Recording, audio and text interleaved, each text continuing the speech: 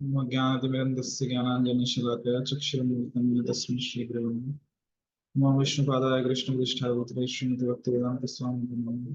नमस्ते सारस्वती देवी गौरवाणी प्रचारिणे विशेष शून्यवती भाषादेशते जय श्री कृष्ण चैतन्य प्रभु नित्यानंद श्री अद्वैत गदाधर श्रीवासादि गौरभक्तवृंद। हरे कृष्ण कृष्ण कृष्ण हरे हरे हरे राम राम राम हरे कृष्ण। आप सभी भक्तों का स्वागत है आज के इस पुस्तक अध्ययन सत्र में। हम पढ़ रहे हैं श्री ब्रह्म संहिता और ब्रह्म संहिता का जो परिचय है वह परिचय में पढ़ता हूँ और फिर हम प्राकथन शुरू करेंगे। ब्रह्म संहिता ये चैतन्य चरितामृत में से है। ब्रह्म संहिता एक अति महत्वपूर्ण शास्त्र है। भगवान श्री चैतन्य महाप्रभु ने इसका 5वां अध्याय दक्षिण भारत तमिलनाडु राज्य में स्थित आदि केशव मंदिर से प्राप्त किया था। उस 5वें अध्याय में अचिंत्य भेदाभेद तत्व के दार्शनिक सिद्धांत का वर्णन है। साथ ही विभिन्न भक्ति पद्धतियों, अष्टादशाक्षर वैदिक मंत्र, अष्टादश अक्षर वैदिक मंत्र, आत्मा परमात्मा एवं सकाम कर्म पर विवेचना, काम गायत्री, काम बीज तथा मूल महाविष्णु की व्याख्या एवं आध्यात्मिक जगत विशेषकर गोलोक वृंदावन का विशिष्ट विवरण है।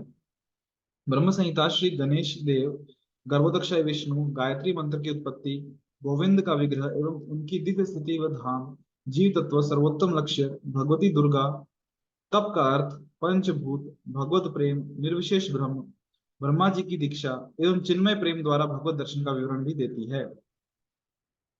इसमें भक्ति के स्तर पर भी बताए गए इसमें भक्ति के स्तर भी बताए गए हैं। मन, योग निद्रा, भगवती लक्ष्मी, रागानुगा भक्ति, श्री रामचंद्र आदि अवतार, देवतागण, बद्ध आत्मा तथा उसके कर्तव्य, भगवान विष्णु की वास्तविकता, स्तुतियां, वैदिक मंत्र, भगवान शिव, वैदिक साहित्य, सगुण निर्गुण तत्व, सदाचार इत्यादि अनेक विषयों की भी चर्चा हुई है। इस ब्रह्म संहिता में इन सब विषयों का सार रूप में संक्षिप्त वर्णन हुआ है। तो यहाँ पे ये जो मैंने अभी पढ़ा, ये श्री चैतन्य चरितामृत की मध्य लीला अध्याय 9 श्लोक क्रमांक 239 से लेकर 240 के तात्पर्य में श्री प्रभुपाद जी लिखते हैं। कृष्ण कृपा मूर्ति अभयचरणानंद भक्तिवेदांत स्वामी श्री प्रभुपाद जी। और अभी ये जो प्राकथन मैं पढ़ूंगा, ये जो पुस्तक है जो इस्कॉन में ब्रह्म संहिता है, इसको जो टीका है, जो तात्पर्य दिए हैं स्वयं प्रभुपाद जी गुरु महाराज कृष्ण कृपा मूर्ति श्री श्रीमद भक्ति सिद्धांत सरस्वती गोस्वामी ठाकुर ने दिए। तो उनका जो प्राकथन है वो हम पढ़ते हैं और फिर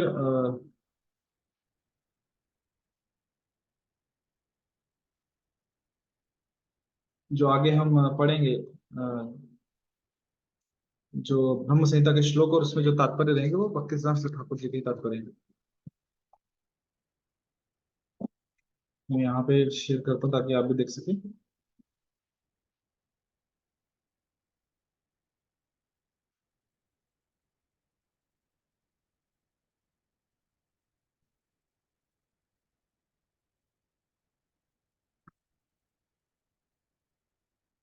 भौतिकतावादी व्यवहार संभवतया कभी भी उस दिव्य निरंकुश शासक तक नहीं पहुंच सकता जो पतित बद्ध जीवात्माओं को भक्ति या नित्य सेवाभाव द्वारा अपने सानिध्य हेतु सदैव आमंत्रित करता रहा है।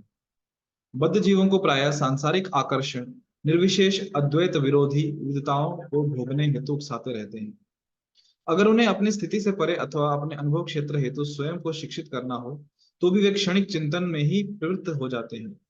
अबोधगम्य तत्व उन्हें प्रायः क्षणिक एवं परिवर्तनशील वस्तुओं के बाहरी निरीक्षण में ही नित्यता खोजने के बाध्य करता है। ये प्रयत्न उन्हें किसी ऐसे अनिर्वचनीय निर्विशेष तत्व में नित्यता की स्थिति निर्धारित करने को प्रेरित करता है जिसके कोई सूत्र उनकी भौतिक इंद्र द्वारा कठोर प्रयास करने पर भी नहीं पाया जा सकता। इस पुस्तिका के वाक्य ऐसे विभ्रांत जीवों को उनके इंद्रिय अनुभव से परे स्थित नित्य व्यक्तित्व तक की यात्रा में अवश्य मदद करेंगे। इस प्रकाशन का पहला श्लोक ही उनके पूर्व निर्धारित विचारों को आंदोलित कर देगा। जब परम सत्य का परिचय उन्हें कृष्ण के रूप में मिलेगा, उनका कुतर्की मन उन्हें उस अज्ञात तथ्य को कोई अन्य प्रतीकात्मक नाम देना सुझाएगा। वे अपने अनुभव के अनुसार उसे प्रकृति की किसी भी वस्तु के संकेत से दूर एवं सर्व परिवर्तन शून्य जगत का सृष्टा या अदृश्य तत्व का ठप्पा लगाना चाहेंगे।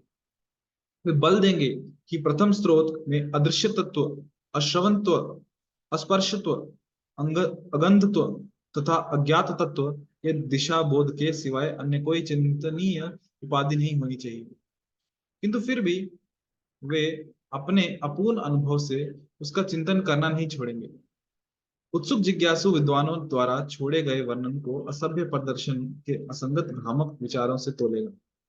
मनुष्य के विभिन्न विचारों द्वारा प्रतिपादित विभिन्न नामों की तुलना करते हुए कोई विशिष्ट निर्णायक अपनी सीमित तथा विशेष सनक के अनुसार किसी के एक नाम पर निर्णय ले लेगा। व्यक्ति की परतंत्र मानसिकता निसंदेह उनके लिए अपशाब्दिक आह्वान करेगी जो उसके पास उसके निर्णय के प्रकाश हेतु आएंगे। इस दोष का समाधान करने हेतु जगत के मान्य प्रजापति ब्रह्मा की स्तुतियां नामकरण के प्रश्न को सुलझाने में बहुत मदद करेंगी कि ऐसी कौन सी सत्ता है जो पर्याप्त शक्तिपूर्ण होने के नाते पारिस्थितिक प्रयासों द्वारा घटनाओं के अनुभव संबंधी समस्त भ्रमों को दूर करती है। प्रथम स्तुति परम सत्य की श्रेष्ठता स्थापित कर देगी, किंतु तभी जब उनके आधार को सीमित काल, अज्ञान तथा असुविधाजनक सोच की गोलियों से छलनी नहीं किया जाए एवं उसे मूल कारण के स्थान पर प्रभाव मात्र नहीं माना जाए। वह ये जानकर संतुष्ट होगा कि उसके प्रयास का लक्ष्य सर्वोत्तम परमेश्वर भगवान श्री कृष्ण है, जिन्होंने नित्य रूप में स्वयं को अपने सच्चिदानंद विग्रह में मूर्तिमंत कर रखा है, जो समस्त भौतिक एवं चिन्मय जीवों के पालन करता एवं अनंत अनादि काल के समस्त मूल कारणों के कारण है। परवर्ती श्लोक परम स्रोत सर्व आकर्षक श्री कृष्ण से मिश्रित सत्य के विभिन्न पक्षों पर प्रकाश डालेंगे। कृष्ण नाम की व्युत्पन्न घोषणा निर्बाध अनंत चिन्मय आनंद के स्तर की को दर्शाएगी एवं कृष्ण स्वयं मुख्य तथा गौण कारणों के स्रोत माने जाएंगे। दिव्य नाम कृष्ण सारे नित्य चिन्मय रसों की मूर्ति माना गया है तथा हमारे जड़ चिंतन हेतु लेखकों तथा अलंकार शास्त्रियों द्वारा सफलतापूर्वक प्रदर्शित मानसिकता में पाए जाने वाले अनअवरोधित रसों के तुच्छ विचारों का भी मूल है। ब्रह्म संहिता के श्लोक भौतिक एवं पारमार्थिक विचारों के मूल के पूर्ण विवरण है।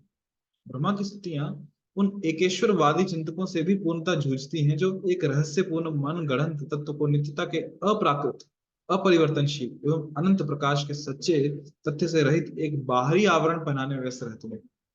स्तुतियों में उस परम सत्य के व्यक्तित्व के विभिन्न आंशिक पक्षों पर प्रकाश डाला गया है जो इस दृश्य जगत के भोगियों की कल्पना से पृथक है। प्रचलित समस्त चिंतनों एवं विचारों का तुलनात्मक एवं सतर्क अध्ययन सभी को पीड़ा मुक्त एवं प्रबुद्ध करेगा। भले ही वे भौतिकतावादी, घोर नास्तिक, अर्ध आस्तिक, संशयी, प्रकृतिवादी, बहु ईश्वरवादी या यथेश्वरवादी हों, जो अपने शुष्क चिंतन द्वारा त्रियायामी के ज्ञान में ही व्यस्त है। ये पुस्तक 100 अध्यायों में संग्रहित ब्रह्म संहिता का 5वां अध्याय है। भगवान चैतन्य इसे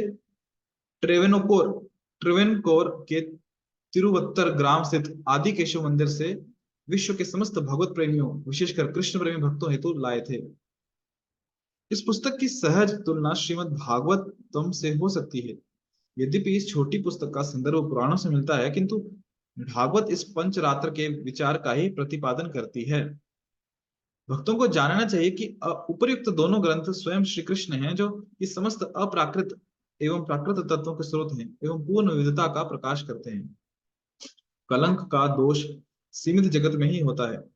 दिव्य जगत में ऋजु अर्थात 180 अंश का कोण होने के नाते ऐसी विसंगतियां नहीं हो सकती।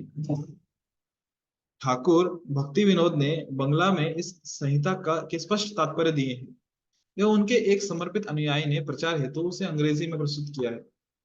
ये तात्पर्य एवं अनुवाद मूल रूप से श्री जीव गोस्वामी की रचनाओं की पृष्ठभूमि पर आधारित हैं, जो भगवान श्री कृष्ण चैतन्य के समकालीन अनुयायी थे। इस संहिता की विषय वस्तु को पूर्णतः पढ़कर शुद्ध आस्तिकता में रुचि रखने वालों की भावुकता तृप्त होगी।